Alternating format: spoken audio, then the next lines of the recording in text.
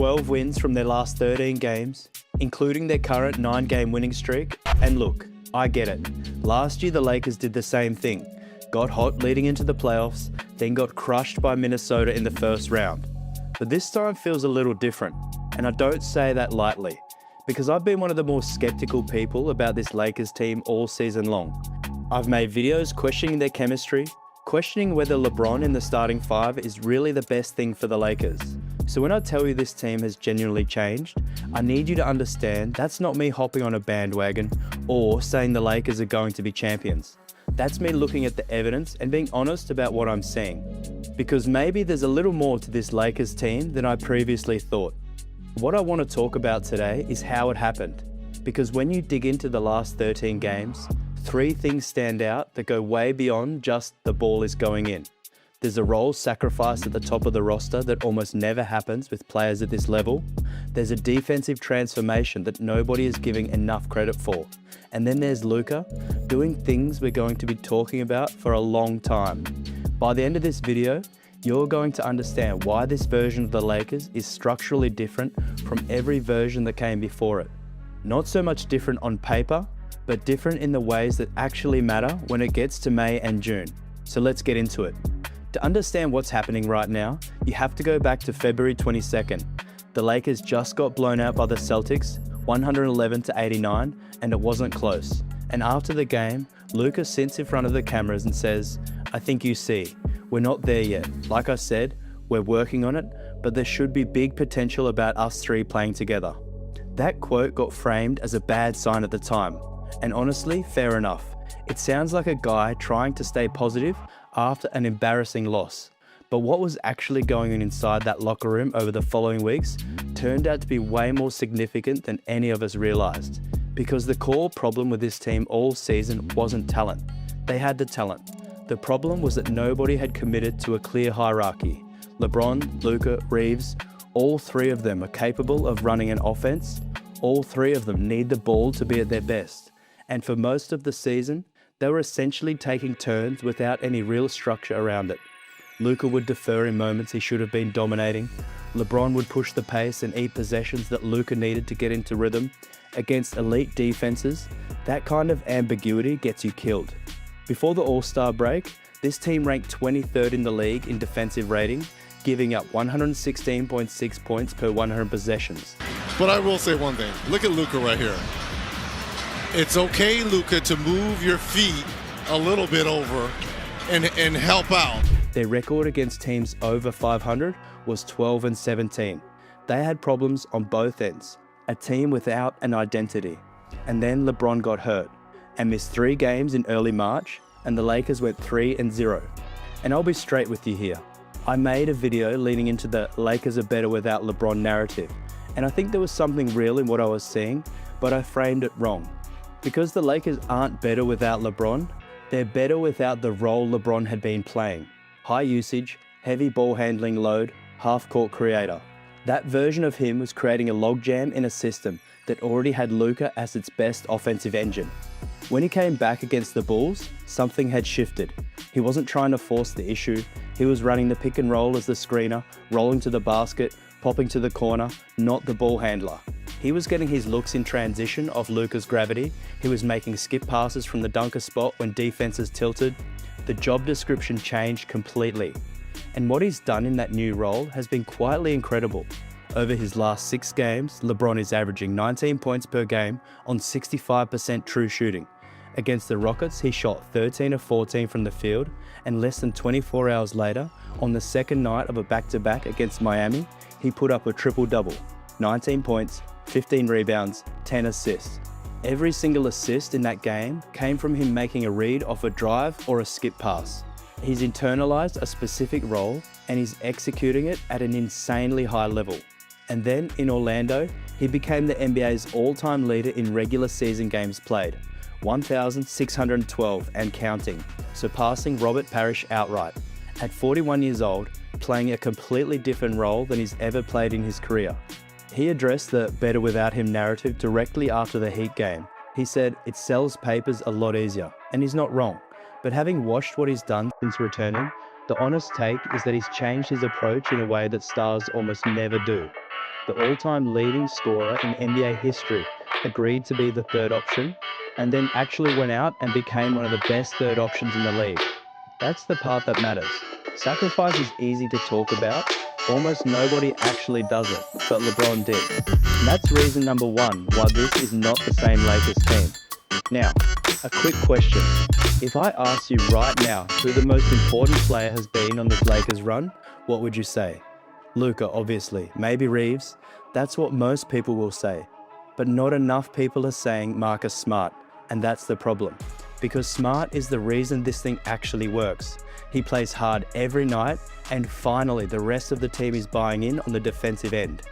As Gordon comes up with it, Smart with the steal. Marcus Smart goes inside, lays it up and in, and the Lakers regain the lead. The offense was fine. Stars get buckets, but every time they needed a stop in a close game, they couldn't get one. 23rd in defensive rating. Now let me put that into perspective. There were teams tanking who were defending better than the Lakers in January. Now Smart is 6'3", and most nights he's guarding the other team's best perimeter player. He gets in their jersey, makes every catch uncomfortable, and basically just makes their life miserable for 48 minutes. The box scores don't do justice. Anthony Edwards against the Timberwolves, 14 points on 2 of 15 shooting. That's the most inefficient game of his career in any game where he took more than 11 shots.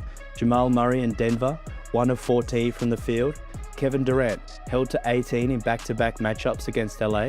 Smart is the common thread in all of it.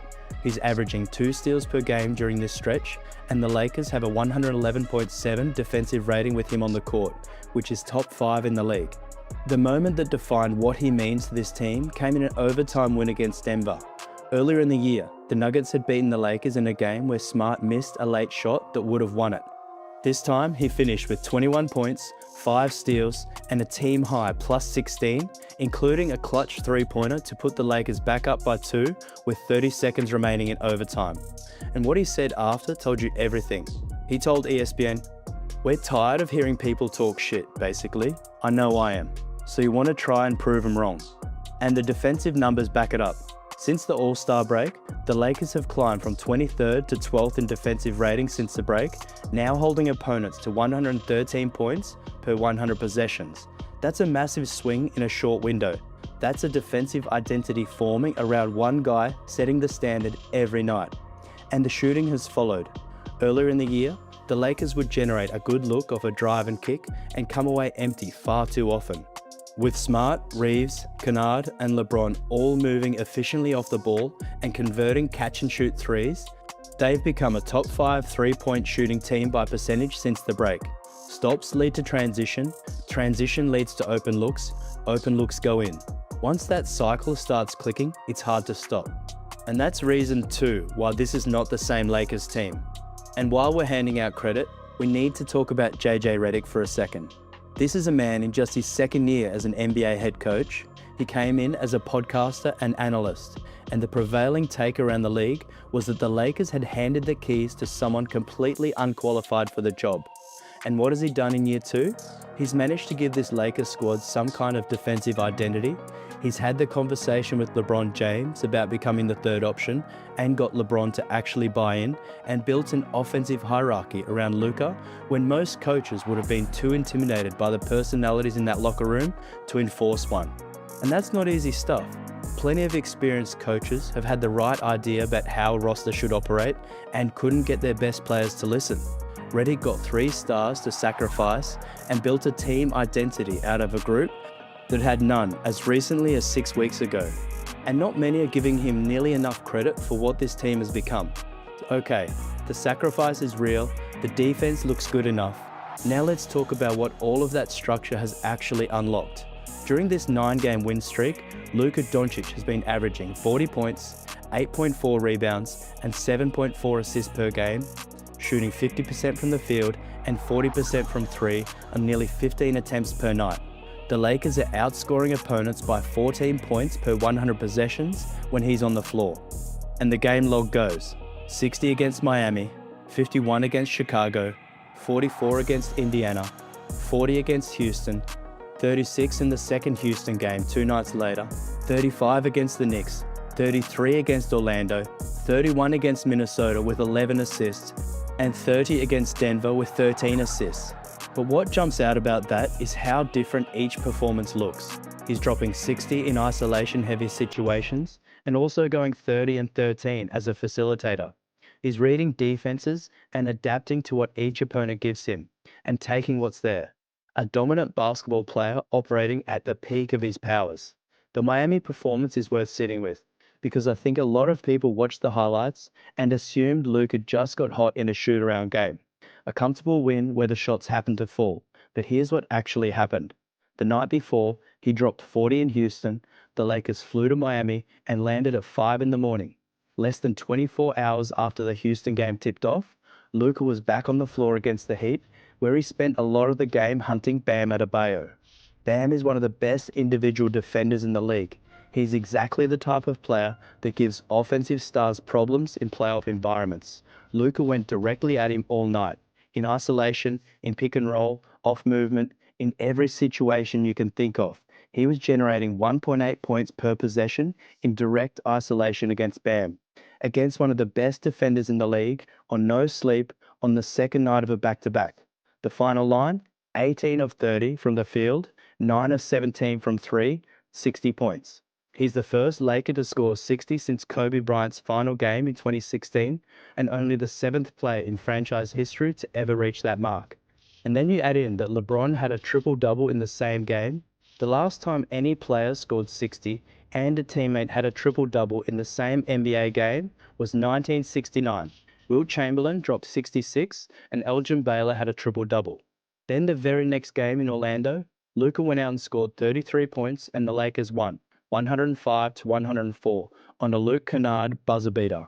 And honestly, the Orlando game might tell you more about this team than the 60-point masterpiece did, because Luka was brilliant in the first half.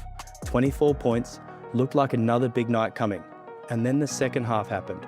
He went 2 of 13 from the field, the offense stalled, and the Lakers found themselves down 5 with 50 seconds left in a road game against a solid Orlando team, and their best player suddenly couldn't buy a bucket, and they won anyway. Reeves scored 11 of his 26 points in the fourth quarter to keep them in it. Down 2 with under 5 seconds left, Banchero blocked LeBron under the rim, stopping an easy 2 points for the tie. And then, with 2.6 seconds remaining, off the inbound, Marcus Smart found Kennard wide open on the wing and he buried the game winner. That kind of win in that situation tells you something about what this group has become. The reason Luka is doing what he's doing, and the reason this team wins even when he doesn't hit shots, comes back to the same thing: structure. When LeBron is the screener and the connector, when Reeves is handling secondary ball handling duties and taking pressure off Luka in pick and roll coverage, Luka gets to be the gravitational pull. He gets to play in space, he gets to hunt the matchups he wants because every defense in the league has to account for him first, and the ball movement from LeBron and Reeves is constantly creating the right angles for him to work. And when he has an off night, there are enough other pieces in place that the whole thing doesn't fall apart. The previous versions of this Lakers team gave Luka talent. This version gives him structure. And that's reason number 3 why this is not the same Lakers team. So here's where we are. 3rd seed in the West, 9 games in a row. The quality of opposition has been real, and the way they've been winning suggests this isn't a fluke. But here's the thing I can't stop thinking about going into the postseason, and it just got a lot more interesting. Luka picked up his 16th tech foul in Orlando. That means he's automatically suspended for the next game against Detroit. So the Lakers are about to play without their best player for the first time since the winning streak started. It's essentially a built-in test of everything we've been talking about today. Can this structure hold without him? Can LeBron and Reeves carry the offense for one game while Luka sits? We're about to find out in real time. And beyond that game, the Lakers face OKC twice before the playoffs to get a serious gauge on where this team is at. Comment below if you think the Lakers can win one or both of those games against the Thunder.